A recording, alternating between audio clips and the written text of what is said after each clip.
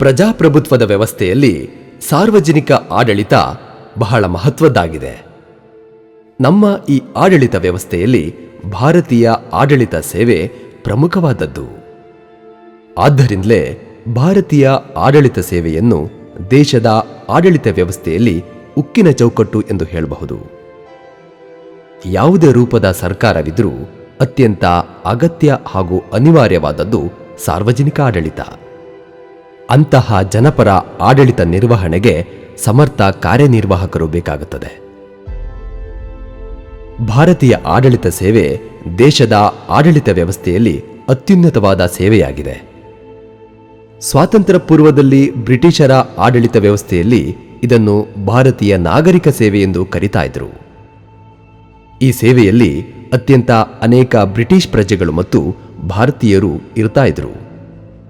ಈ ಸೇವೆಯು ಸರ್ವಶ್ರೇಷ್ಠವಾಗಿದ್ದು ಆಯ್ಕೆಯ ವಿಧಾನವು ಬಹಳ ಕಠಿಣವಾಗಿರ್ತಾ ಇತ್ತು.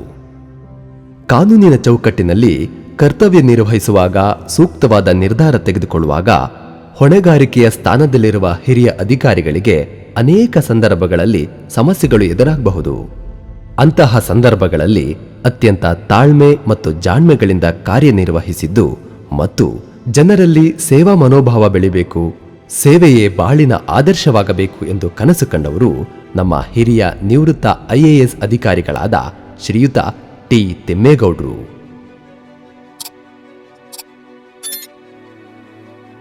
ಮಂಡ್ಯ ತಾಲೂಕಿನ ಮಂಗಲ ಗ್ರಾಮದಲ್ಲಿ ಸಾಮಾನ್ಯ ರೈತ ಕುಟುಂಬದಲ್ಲಿ 1945 ಮೇ 2ರಂದು ಶ್ರೀ ದೊಡ್ಡಿ ತಿಮ್ಮೇಗೌಡರು ಮತ್ತು ಶ್ರೀಮತಿ ಲಿಂಗಮ್ಮ ದಂಪತಿಗಳಿಗೆ ಜನಿಸಿದ ತಿಮ್ಮೇಗೌಡರು ಅಂದು ಭಾರತಕ್ಕೆ ಸ್ವಾತಂತ್ರ್ಯ ಬಂದಾಗ 2 ವರ್ಷದ ಕೂಸು. ಇಡೀ ಕುಟುಂಬ ಕೃಷಿಕರಾದರೂ ಸರಳ ಗ್ರಾಮ ಜೀವನ ನಡೆಸ್ತಾ ನಾಡ ಹೆಂಚಿನ ಮನೆಯ ಅಂಗಳದಲ್ಲಿ ಆರಂಭವಾದ ಶಿಕ್ಷಣ, ಮಾಧ್ಯಮಿಕ, ಪ್ರೌಢ ಮತ್ತು ಕಾಲೇಜು ಶಿಕ್ಷಣಕ್ಕಾಗಿ ಮಂಡ್ಯ ನಗರಕ್ಕೆ ಕಲ್ಲು ಮಣ್ಣಿನ ರಸ್ತೆಯ ಮೇಲಿನ ನಡಿಗೆ, ಬದುಕಿನ ಕಷ್ಟ ಸುಖಗಳ ನಡುವೆ ಛಲ, ಗುರಿ, ಏನನ್ನಾದರೂ ಸಾಧಿಸಬೇಕೆಂಬ ಸ್ಥೈರ್ಯವನ್ನು ಎದುರಿಸಲು ಶಕ್ತಿಯನ್ನು ನೀಡಿತ್ತು. ಉನ್ನತ ಶಿಕ್ಷಣಕ್ಕಾಗಿ ಬೆಂಗಳೂರಿನ ಸೆಂಟ್ರಲ್ ಕಾಲೇಜಿನಲ್ಲಿ ಸ್ನಾತಕೋತ್ತರ ಪದವಿಯನ್ನು ಪೂರ್ಣಗೊಳಿಸಿ 1970ರಲ್ಲಿ ಮಂಡ್ಯ PES ವಿಜ್ಞಾನ ಕಾಲೇಜಿನ ಅರ್ಥಶಾಸ್ತ್ರದಲ್ಲಿ ಉಪನ್ಯಾಸಕ ವೃತ್ತಿಯನ್ನು ಆರಂಭಿಸಿದ ನಂತರ 1971ರಲ್ಲಿ ಮಂಡ್ಯದ ಜಮೀನ್ದಾರರಾಗಿದ್ದ ರುದ್ರಪ್ಪನವರ ಮಗಳಾದ MR ಶಶಿಕಲಾರವರೊಂದಿಗೆ ಸಪ್ತಪದಿ ತುಳಿದು ಇಡೀ ಕುಟುಂಬದ ಜವಾಬ್ದಾರಿ ನಿರ್ವಹಿಸುತ್ತಿದ್ದರೂ ಅವರ ಸಾಧಿಸುವ ಛಲ ಹಾಗೆಯೇ ಇತ್ತು. 1973ರಲ್ಲಿ ಕರ್ನಾಟಕ ಲೋಕಸೇವಾ ಆಯೋಗದಿಂದ ಆಡಳಿತ ಮತ್ತು ಇನ್ನಿತರ ಹುದ್ದೆಗಳಿಗೆ ನಡೆಸುವ ಸ್ಪರ್ಧಾತ್ಮಕ ಪರೀಕ್ಷೆಯಲ್ಲಿ ಆಯ್ಕೆಯಾಗಿ ಮಹಾಯುದ್ಧದಲ್ಲಿ ಗೆದ್ದಂತೆ ಬಾಲ್ಯದಲ್ಲಿ ಕಂಡ ತಂದೆಯ ಸರಳ ಸಜ್ಜನಿಕೆ ಸೇವಾ ಮನೋಭಾವವನ್ನು ಕಂಡಿದ್ದ ಟಿ ತಿಮ್ಮೇಗೌಡರು 1974ರಲ್ಲಿ ಅಸಿಸ್ಟೆಂಟ್ ಕಮಿಷನರ್ ಹುದ್ದೆಗೆ ಆಯ್ಕೆಯಾಗ್ತಾರೆ. ನಮ್ಮ ಸಾರ್ವಜನಿಕ ಆಡಳಿತ ವ್ಯವಸ್ಥೆಯನ್ನು ಆಡಳಿತ ಯಂತ್ರ ಎಂದು ಕರೆಯೋದು ರೂಢಿ. ವಿಶೇಷ ಎಂದರೆ ಜನರ ದೃಷ್ಟಿಯಲ್ಲಿ ಈ ಯಂತ್ರ ಬಾಕಿ ಯಂತ್ರಗಳಂತಲ್ಲ, ಇದು ಭಾವನಾತ್ಮಕವಾದ ಸಂಬಂಧ.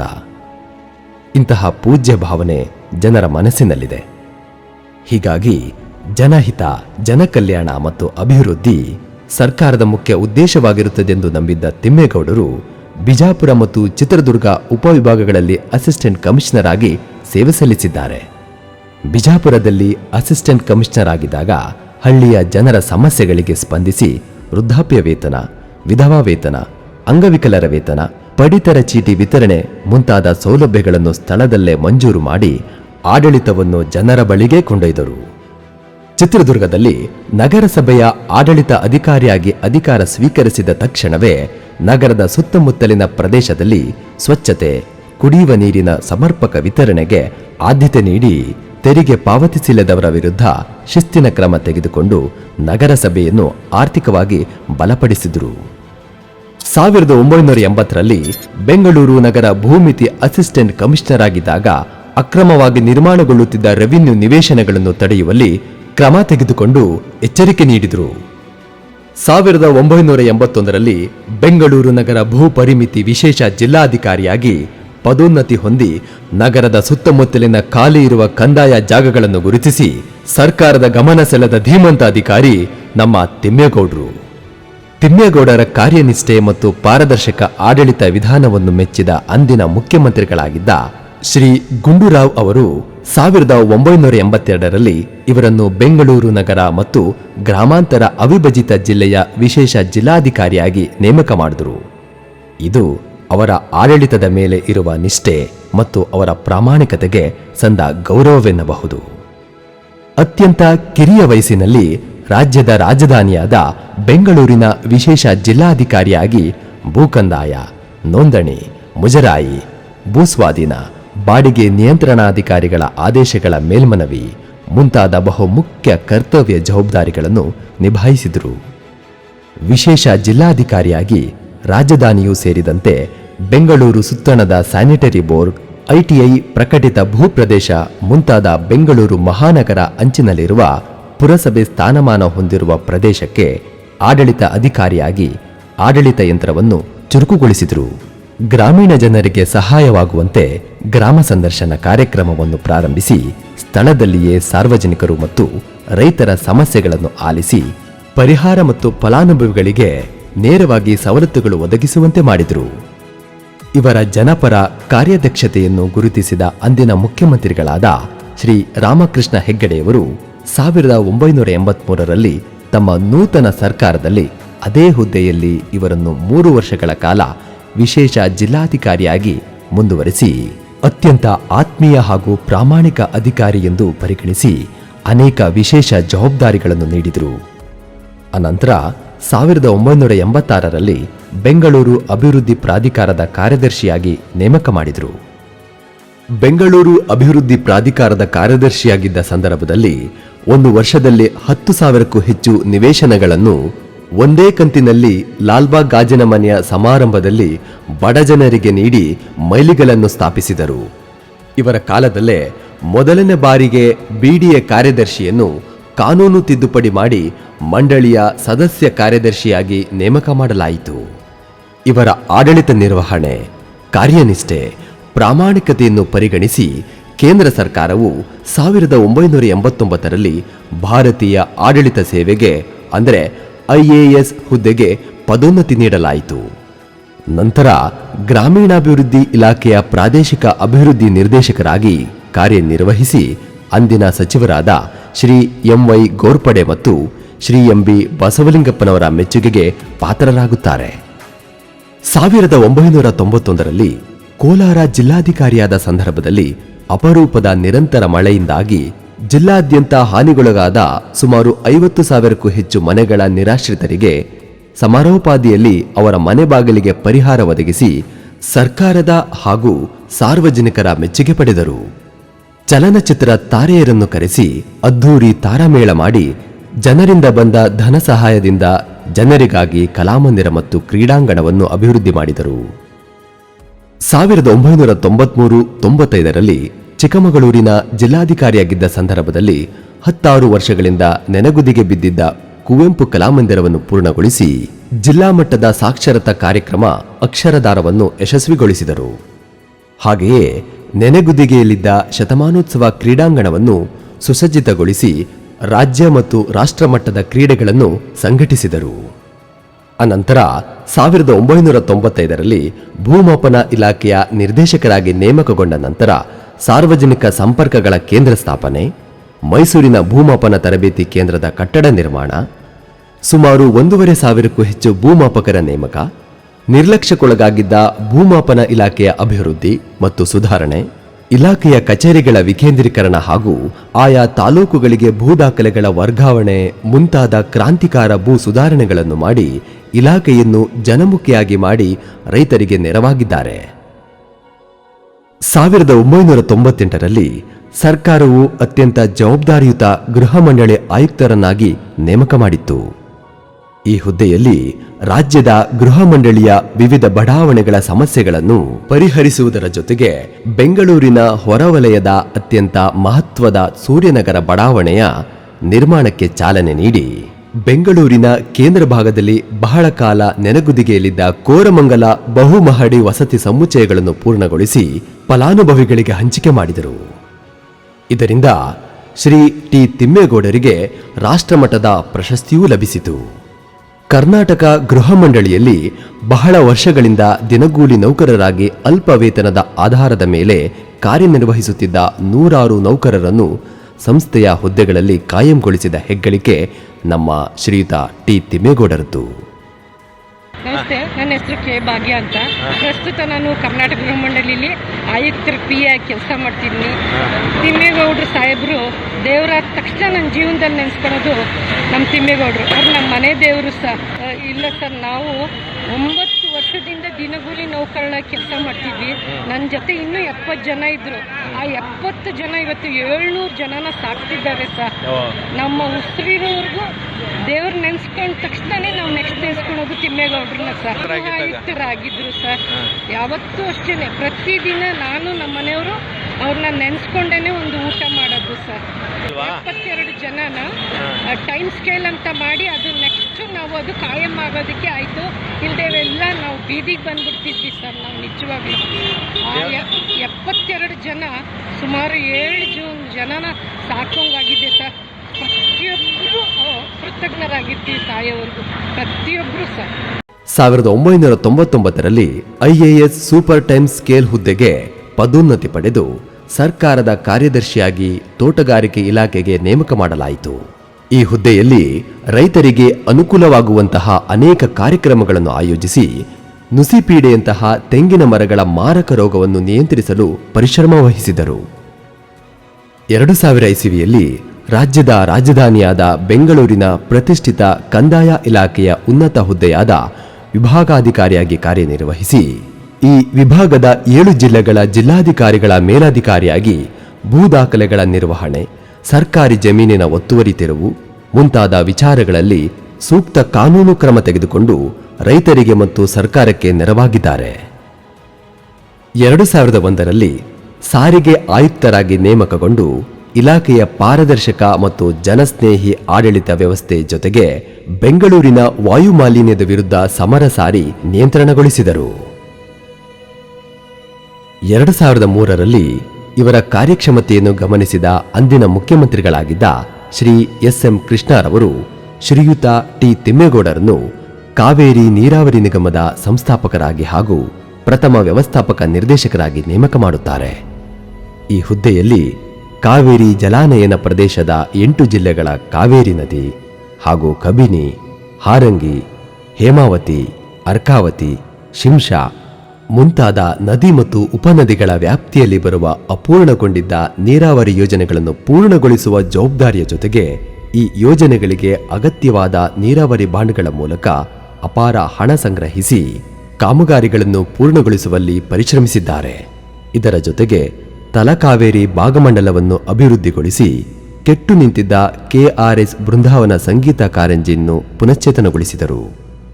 ನಿಗಮದ ವ್ಯಾಪ್ತಿಯ ಹಲವಾರು ಕೆರೆಗಳ ಹೂಳು ಎತ್ತುವಿಕೆ ಮತ್ತು ಹೇಮಾವತಿ ನಾಲೆಯಿಂದ ಅನೇಕ ಕೆರೆಗಳಿಗೆ ನೀರು ಪೂರೈಕೆ ಹಾಗೂ ಶಿರಾನಗರದ ಕೆರೆಗೆ ನೀರು ಪೂರೈಕೆ ಮಾಡಿಸಿ ಅನೇಕ ವರ್ಷಗಳಿಂದ ನೆನೆಗುದಿಗೆಯಲ್ಲಿದ್ದ ಬಾಗೂರು ನವಿಲೆ, ನಂಜಾಪುರ ಏತ ನೀರಾವರಿ ಮುಂತಾದ ಅನೇಕ ಯೋಜನೆಗಳನ್ನು ಪೂರ್ಣಗೊಳಿಸಿದ್ದು ಅರ್ಕಾವತಿ ಮತ್ತು ಯಗಚಿ ಬೃಹತ್ ಹಾಗೂ ಮಧ್ಯಮ ನೀರಾವರಿ ಯೋಜನೆಗಳನ್ನು ಉದ್ಘಾಟನೆ ಮಾಡಿಸಿದರು. ಕೊಳ್ಳೇಗಾಲದ ಉಡುತೊರೆಹಳ್ಳ ಸುವರ್ಣವತಿ ಪುನರ್ನಿರ್ಮಾಣ ಯೋಜನೆ ಹಾಗೂ ಕಾವೇರಿ ಉಪನದಿಗಳಾದ ಶಿಂಷಾ, ಅರ್ಕಾವತಿ, ಕಣ್ವ ಮುಂತಾದ ನದಿಗಳಿಗೆ ಆಯಾ ಪ್ರದೇಶದ ಅಂತರ್ಜಲ ಹೆಚ್ಚಿಸಲು ಬ್ಯಾರೇಜ್ಗಳ ನಿರ್ಮಾಣ ಮಾಡಿಸಿ ಬಲಮುರಿಯಲ್ಲಿ ಕಾವೇರಿ ನದಿಗೆ ಸೇತುವೆ ನಿರ್ಮಿಸಿ ಕಾವೇರಿ ನೀರಾವರಿ ನಿಗಮದ ಇತಿಹಾಸದಲ್ಲಿ ಟಿ ತಿಮ್ಮೇಗೌಡರು ಅಚ್ಚಳಿಯದೆ ಉಳಿದಿದ್ದಾರೆ. ತಮ್ಮ ಹುಟ್ಟೂರಾದ ಮಂಗಲ ಗ್ರಾಮದ ಅಭಿವೃದ್ಧಿಗೆ ನೀಡಿದ ಕೊಡುಗೆ ಸುವರ್ಣಾಕ್ಷರದಲ್ಲಿ ಬರೆದಿಡುವಂಥದ್ದು. ಇವರು ಅಧಿಕಾರಿಯಾಗಿ ಸರ್ಕಾರದ ಮೂಲಕ ಮಂಗಲ ಗ್ರಾಮಕ್ಕೆ ಉತ್ತಮ ಕುಡಿಯುವ ನೀರಿನ ವ್ಯವಸ್ಥೆ, ಪ್ರೌಢಶಾಲೆ, ಪ್ರಾಥಮಿಕ ಆರೋಗ್ಯ ಘಟಕ, ಪಶು ಚಿಕಿತ್ಸಾಲಯ, ಗ್ರಾಮದ ರಸ್ತೆ ಮತ್ತು ಚರಂಡಿಗಳ ಅಭಿವೃದ್ಧಿ ಮತ್ತು ಪುನಶ್ಚೇತನ ಮುಂತಾದ ಕಾರ್ಯಗಳನ್ನು ಗ್ರಾಮಸ್ಥರ ಸಹಕಾರದಿಂದ ಪೂರ್ಣಗೊಳಿಸಲು ನೆರವಾಗಿದ್ದಾರೆ. 2005ರಲ್ಲಿ ನಿವೃತ್ತಿಯ ನಂತರ 3ನೆಯ ಹಣಕಾಸು ಆಯೋಗದ ಸದಸ್ಯರಾಗಿ ಸರ್ಕಾರಕ್ಕೆ ರಚನಾತ್ಮಕ ಶಿಫಾರಸುಗಳನ್ನು ಮಾಡಿದ್ದಾರೆ. ಕರ್ನಾಟಕ ಜಾನಪದ ಪರಿಷತ್ತಿನ ಸಂಸ್ಥಾಪಕರಾದ ನಾಡೋಜ HL ನಾಗೇಗೌಡರು ಮತ್ತು ನಂತರ ಅಧ್ಯಕ್ಷರಾದ ನಾಡೋಜ ಡಾಕ್ಟರ್ ಜಿ ನಾರಾಯಣರವರ ಬಳಿಕ ಅಧ್ಯಕ್ಷರಾಗಿ 10 ವರ್ಷಗಳ ಕಾಲ ಕರ್ನಾಟಕ ಜಾನಪದ ಪರಿಷತ್ತಿನ ಅಭಿವೃದ್ಧಿಗೆ ಕಾಯ ವಾಚ ಮನಸ ದುಡಿದಿದ್ದು ಸರ್ಕಾರದ ಸಹಾಯಧನವನ್ನು ನಿರಂತರವಾಗಿ ಪ್ರತಿ ವರ್ಷ ಬರುವಂತೆ ಮಾಡಿರುವುದು ಇವರಿಗೆ ಜನಪದದ ಮೇಲಿರುವ ಆಸಕ್ತಿ ಮತ್ತು ಗೌರವಕ್ಕೆ ಸಾಕ್ಷಿ ಎನ್ನಬಹುದು. ಜಾನಪದ ಲೋಕಕ್ಕೆ ಹೊಸ ಸ್ವರೂಪ ಕೊಡುವುದರೊಂದಿಗೆ ಅನುಗಾಲವು ಅದು ಚಟುವಟಿಕೆಯಿಂದ ಕೂಡಿರುವಂತೆ ಮಾಡುವಲ್ಲಿ ಟಿ ತಿಮ್ಮೇಗೌಡರ ದೂರದೃಷ್ಟಿ ಅಪಾರವಾದದ್ದು. ಸೃಜನಶೀಲ ಸಾಹಿತಿಯಾಗಿಯೂ ಸಹ ನಮ್ಮ ಟಿ ತಿಮ್ಮೇಗೌಡರು ಯಾರ್ಯಾರ ನೆನೆಯಲ್ಲಿ, ನೆನಪಿನ ಹಾದಿಯಲ್ಲಿ, ಅದ್ಭುತ ಜಗತ್ತು, ಜನಪದ ಚಿಂತನೆಗಳು ಮತ್ತು ಆಡಳಿತದ ಅಂಗಳದಲ್ಲಿ ಎಂಬ ಪುಸ್ತಕಗಳನ್ನು ರಚಿಸಿದ್ದಾರೆ. ಮಂಗಲದ ಮಹಾಚೇತನ ಪುಸ್ತಕವು ಇವರಿಗೆ ಗೌರವಪೂರ್ವಕವಾಗಿ ಸಂದಾಯವಾದ ಅಭಿನಂದನಾ ಗ್ರಂಥವಾಗಿದೆ. ದಿ ವಿಲೇಜ್ ವಾಯ್ಸಸ್ ಎಂಬ ಕೃತಿಯನ್ನು ಇಂಗ್ಲೆಂಡಿನ ಪ್ರಸಿದ್ಧ ಸಮಾಜಶಾಸ್ತ್ರಜ್ಞೆ ಡಾಕ್ಟರ್ ಸ್ಕಾರ್ಲೆಟ್ ಎಫ್ಸ್ಟೀನ್ ಅವರ ಜೊತೆ ಸೇರಿ ಬರೆದಿದ್ದಾರೆ. ಇದು ವಿಶ್ವದ ಅನೇಕ ವಿಶ್ವವಿದ್ಯಾನಿಲಯಗಳಲ್ಲಿ ಉಪಯುಕ್ತ ಉಲ್ಲೇಖಿತ ಗ್ರಂಥವಾಗಿದೆ. ಡಾಕ್ಟರ್ ಸ್ಕಾರ್ಲೆಟ್ ಎಫ್ಸ್ಟೀನ್ ಮತ್ತು ಟಿ ತಿಮ್ಮೇಗೌಡರು ಇಂಗ್ಲೆಂಡಿನ ಮ್ಯಾಂಚೆಸ್ಟರ್ ಮತ್ತು ಸಸೆಕ್ಸ್ ವಿಶ್ವವಿದ್ಯಾನಿಲಯಗಳಲ್ಲಿ ದಿ ವಿಲೇಜ್ ವಾಯ್ಸಸ್ ಪುಸ್ತಕದ ಬಗ್ಗೆ ಅಂತಾರಾಷ್ಟ್ರೀಯ ಮಟ್ಟದ ವಿಚಾರ ಸಂಕಿರಣದಲ್ಲಿ ವಿಚಾರ ಮಂಡನೆ ಮಾಡಿದ್ದಾರೆ. ಇವರ ಕೃಷಿ, ನೀರಾವರಿ, ರಾಜಕೀಯ, ಆರ್ಥಿಕತೆ ಮತ್ತು ಕಾವೇರಿ ವಿವಾದಕ್ಕೆ ಸಂಬಂಧಿಸಿದ ಹಲವಾರು ಲೇಖನಗಳು ನಾಡಿನ ವಿವಿಧ ಪತ್ರಿಕೆಗಳಲ್ಲಿ ಪ್ರಕಟವಾಗಿರುವುದಲ್ಲದೆ ಹಲವಾರು ದೃಶ್ಯ ಮಾಧ್ಯಮದ ವಾಹಿನಿಗಳಲ್ಲಿ ಚರ್ಚೆಯಲ್ಲಿ ಭಾಗವಹಿಸಿ ತಮ್ಮ ಆಳವಾದ ವಿಷಯದ ಜ್ಞಾನ ಮತ್ತು ಭಾಷಾ ಪ್ರೌಢಿಮೆ ಮಂಡಿಸುವ ಕ್ರಮದಿಂದ ಓದುಗರ ಮತ್ತು ಪ್ರೇಕ್ಷಕರ ಗಮನ ಸೆಳೆದಿದ್ದಾರೆ. ಕೃಷಿಕ್ ಸರ್ವೋದಯ ಫೌಂಡೇಶನ್ನ ಸಂಸ್ಥಾಪಕ ಅಧ್ಯಕ್ಷರಾದ ಡಾಕ್ಟರ್ ವೈ.ಕೆ. ಪುಟ್ಟಸೋಮೇಗೌಡರ ಮಾರ್ಗದರ್ಶನದಲ್ಲಿ ಅದರ ರಾಜ್ಯ ಕಾರ್ಯದರ್ಶಿಯಾಗಿ ಸಾವಿರಾರು ಮಂದಿ ವಿದ್ಯಾರ್ಥಿಗಳಿಗೆ ಐಎಎಸ್, ಕೆಎಎಸ್ ಸ್ಪರ್ಧಾತ್ಮಕ ಪರೀಕ್ಷೆಗಳಿಗೆ ಯೋಜಿತ ತರಬೇತಿ ಕೊಡಿಸುವ ಮೂಲಕ ಅವರ ಗುರಿಯ ಈಡೇರಿಕೆಗೆ ದಾರಿದೀಪವಾಗಿದ್ದಾರೆ. ಶ್ರೀಯುತ ತಿಮ್ಮೇಗೌಡರು ಸರ್ಕಾರಿ ಸೇವೆಯ ವಿವಿಧ ಹುದ್ದೆಯಲ್ಲಿದ್ದ ಸಂದರ್ಭದಲ್ಲಿ ಪತ್ನಿ ಎಂ.ಆರ್. ಶಶಿಕಲಾ ಅವರು ಪ್ರಾಮಾಣಿಕತೆ ಮತ್ತು ದಕ್ಷತೆಯಿಂದ ಕೆಲಸ ನಿರ್ವಹಿಸಲು ಬೆಂಬಲವಾಗಿ ನಿಂತು ಅನೇಕ ಸೂಕ್ಷ್ಮ ಹುದ್ದೆಗಳ ನಿರ್ವಹಣೆಯಲ್ಲಿ ಯಾವುದೇ ಪ್ರಲೋಭಗಳಿಗೆ ಅವಕಾಶ ನೀಡದಂತೆ ಕುಟುಂಬವನ್ನು ನಿರ್ವಹಿಸಿಕೊಂಡು ಬಂದಿದ್ದಾರೆ. ನಿವೃತ್ತಿಯ ನಂತರವೂ ಪತ್ನಿ, ಮಕ್ಕಳು ಮತ್ತು ಮೊಮ್ಮಕ್ಕಳು ಪರಸ್ಪರ ಪ್ರೀತಿ ವಿಶ್ವಾಸದಿಂದ ಇದ್ದಾರೆ. ಇವರಿಗೆ ಕುಮಾರಿ ತನ್ವಿ, ಈಶಾನಿ, ಹಿಮಾನಿ ಮತ್ತು ರಿತುಪರ್ಣ ಎಂಬ ಮೊಮ್ಮಕ್ಕಳಿದ್ದಾರೆ. ಮಕ್ಕಳಾದ ಮನು ಮತ್ತು ಡಾಕ್ಟರ್ ಪ್ರಶಾಂತ್ ಅವರು ಉತ್ತಮ ವಿದ್ಯಾಭ್ಯಾಸ ಮಾಡಿ ಉನ್ನತ ಹುದ್ದೆಗಳಲ್ಲಿ ಕಾರ್ಯನಿರ್ವಹಿಸುತ್ತಿದ್ದಾರೆ. 2024ರಲ್ಲಿ ಟಿ ತಿಮ್ಮೇಗೌಡರ ತವರು ಜಿಲ್ಲೆಯಾದ ಮಂಡ್ಯ ನಗರದಲ್ಲಿ ಅವರ ಹೆಸರಿನಲ್ಲಿಯೇ ಪ್ರತಿಷ್ಠಾನವನ್ನು ಅಭಿಮಾನಿಗಳು ಮತ್ತು ಹಿತೈಷಿಗಳು ಒಟ್ಟುಗೂಡಿ ನೋಂದಣಿ ಮಾಡಿ ಸ್ಥಾಪಿಸಿದ್ದಾರೆ. ಈ ಪ್ರತಿಷ್ಠಾನದಲ್ಲಿ ಅಧಿಕಾರಿಗಳು ಆಡಳಿತಕ್ಕೆ ನೀಡುವ ಕೊಡುಗೆಯನ್ನು ಗುರುತಿಸಿ ಶ್ರೀ ತಿಮ್ಮೇಗೌಡರ ಹೆಸರಿನಲ್ಲಿ ಜನಮುಖಿ ಆಡಳಿತ ಪ್ರಶಸ್ತಿಯನ್ನು, ಅವರ ಪೂಜ್ಯ ತಂದೆ ತಾಯಿಯವರಾದ ಶ್ರೀ ದೊಡ್ಡಿ ತಿಮ್ಮೇಗೌಡ ಮತ್ತು ಶ್ರೀಮತಿ ಲಿಂಗಮ್ಮನವರ ಹೆಸರಿನಲ್ಲಿ ಉತ್ತಮ ಕೃಷಿಕರಿಗೆ ಕೃಷಿ ಪ್ರಶಸ್ತಿಯನ್ನು ಮತ್ತು ಪತ್ನಿ ಶ್ರೀಮತಿ ಶಶಿಕಲಾ ಟಿ ತಿಮ್ಮೇಗೌಡ ಅವರ ಹೆಸರಿನಲ್ಲಿ ವಿದ್ಯಾರ್ಥಿನಿಯರಿಗೆ ಪ್ರತಿಭಾ ಪುರಸ್ಕಾರ ಪ್ರಶಸ್ತಿಯನ್ನು ಪ್ರತಿ ವರ್ಷವೂ ನೀಡಲಾಗುತ್ತಿದೆ. ಆಡಳಿತ ವ್ಯವಸ್ಥೆಯನ್ನು ಬಾಲ್ಯದ ದಿನಗಳಿಂದ ಮತ್ತು ಸೇವಾವಧಿಯಲ್ಲಿ ಹಾಗೂ ನಿವೃತ್ತಿಯ ನಂತರದ ದಿನಗಳಲ್ಲಿ ಗಮನಿಸಿ ಸರ್ಕಾರಿ ಸೇವೆಯ ಪಯಣದಲ್ಲಿ ಅನೇಕ ವ್ಯಕ್ತಿಗಳು ಮತ್ತು ಸಂದರ್ಭಗಳನ್ನು ಎದುರಿಸಿ ತನ್ನ ಪರ್ಯಾಲೋಚನೆಯಲ್ಲಿ ಬಂದಂತಹ ವಿಚಾರಗಳನ್ನು ಅವರ ಪುಸ್ತಕಗಳಲ್ಲಿ ವಿವರಿಸಿದ್ದಾರೆ. ಕೆಲವು ಉತ್ತಮ ರಾಜಕಾರಣಿಗಳ ಆಶಯ ಮತ್ತು ಮಾರ್ಗದರ್ಶನದಂತೆ ಪ್ರೇರಿತರಾಗಿ ಕೆಲಸ ನಿರ್ವಹಿಸಿದ್ದಾರೆ. ಅನೇಕ ವೇಳೆ ಕೆಲವು ರಾಜಕಾರಣಿಗಳ ಅವಕೃಪೆಗೂ ಪಾತ್ರರಾಗಿದ್ದಾರೆ. ಇದರಿಂದ ವರ್ಗಾವಣೆ ಮತ್ತು ಅಹಿತಕರ ಸಂದರ್ಭಗಳನ್ನು ಎದುರಿಸಿದ್ದಾರೆ. ಅವರ ಮಾತಿನಂತೆ ಈ ಪಯಣದಲ್ಲಿ ಸಾರ್ವಜನಿಕ ಸೇವೆ ಬಹುಮುಖ್ಯವೆಂದು ಭಾವಿಸಿ ಜನಸೇವೆಯೇ ಜನಾರ್ದನ ಸೇವೆ ಎಂಬ ಧ್ಯೇಯವಾಕ್ಯದೊಂದಿಗೆ ಕಾರ್ಯನಿರ್ವಹಿಸಿದ್ದೇನೆ. ನನಗೆ ದೊರಕಿದ ಅಧಿಕಾರ ಸ್ವೇಚ್ಛಾಚಾರದ ವೇದಿಕೆಯಲ್ಲ, ಅದು ಸೇವೆಯ ಕರ್ಮಭೂಮಿ ಎಂದು ತಿಳಿದು ಕೆಲಸ ಮಾಡಿದ್ದೇನೆ. ಸರ್ಕಾರಿ ಸೇವೆಯನ್ನು ಭಗವಂತ ನನಗೆ ಕರುಣಿಸಿಕೊಟ್ಟ ಒಂದು ಪುಣ್ಯದ ಅವಕಾಶ ಎಂದು ತಿಳಿದು ಜನಹಿತ ದೃಷ್ಟಿಯಿಂದ ಕರ್ತವ್ಯ ನಿರ್ವಹಿಸಿದ್ದೇನೆ. ಸರ್ಕಾರದ ವಿವಿಧ ಇಲಾಖೆಗಳ ಅಧಿಕಾರಿ ಮತ್ತು ಸಿಬ್ಬಂದಿ ವರ್ಗದವರ ಪ್ರೀತಿ, ವಿಶ್ವಾಸ ಮತ್ತು ಸಹಕಾರದಿಂದ ಕಾರ್ಯನಿರ್ವಹಿಸಬೇಕು. ಯಾವ ಒಬ್ಬ ಅಧಿಕಾರಿಯೂ ಆಡಳಿತ ವ್ಯವಸ್ಥೆಗೆ ಅನಿವಾರ್ಯವಲ್ಲ. ಆದರೆ ಸಾರ್ವಜನಿಕ ಹಿತದೃಷ್ಟಿಯಿಂದ ಕೆಲಸ ಮಾಡುವಾಗ ಆಡಳಿತ ನಡೆಸುವವರ ಧೋರಣೆ ಜನಪರವಾಗಿರಬೇಕು. ನಮ್ಮ ಕೆಲವು ಹಿರಿಯರು ಹೇಳಿರುವಂತೆ ಸಾರ್ವಜನಿಕರ ಸೇವೆ ಬಹಳ ಪವಿತ್ರ ಮತ್ತು ಶ್ರೇಷ್ಠವಾದದ್ದು. ನಮ್ಮ ಅಧಿಕಾರಿಶಾಹಿಯು ಇದನ್ನು ತಿಳಿದು ಕೆಲಸ ಮಾಡಬೇಕಾಗಿದೆ. ಒಬ್ಬ ಅಧಿಕಾರಿ ಯಾವ ಹುದ್ದೆಯಲ್ಲಿ ಎಷ್ಟು ಕಾಲ ಇದ್ದ ಎನ್ನುವುದು ಮುಖ್ಯ ಅಲ್ಲ, ಅವನು ಹೇಗೆ ಕೆಲಸ ಮಾಡಿದ ಮತ್ತು ಹೇಗೆ ಸಾರ್ವಜನಿಕರ ಸಮಸ್ಯೆಗಳಿಗೆ ಸ್ಪಂದಿಸಿದ ಎಂಬುದು ಮುಖ್ಯ.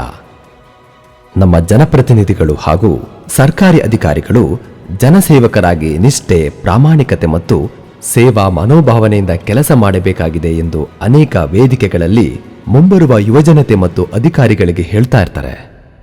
ಇದನ್ನು ಯುವಜನತೆ ಮತ್ತು ಅಧಿಕಾರಿಗಳು ಅರ್ಥೈಸಿಕೊಂಡು ಮುನ್ನಡೆದರೆ ಸಾರ್ವಜನಿಕ ಆಡಳಿತದಲ್ಲಿ ಬದಲಾವಣೆ ಬರಲು ಸಾಧ್ಯವಾಗುತ್ತದೆ.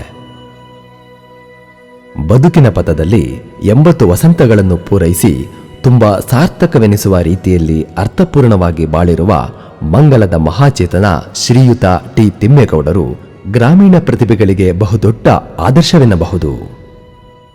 80ರ ವಯೋಮಾನದಲ್ಲೂ 30ರ ತರುಣರಂತೆ ನಾಡು, ನುಡಿ, ಕಲೆ, ಸಂಸ್ಕೃತಿ, ಜಾನಪದದ ಉಳಿವಿಗಾಗಿ ಶ್ರಮಿಸುತ್ತಿರುವ ಶ್ರೀಯುತ ಟಿ ತಿಮ್ಮೇಗೌಡರು ಶತಾಯುಷಿಗಳಾಗಲಿ ಎಂಬುದು ಸಮಸ್ತ ಜನತೆಯ ಹಾರೈಕೆಯಾಗಿದೆ.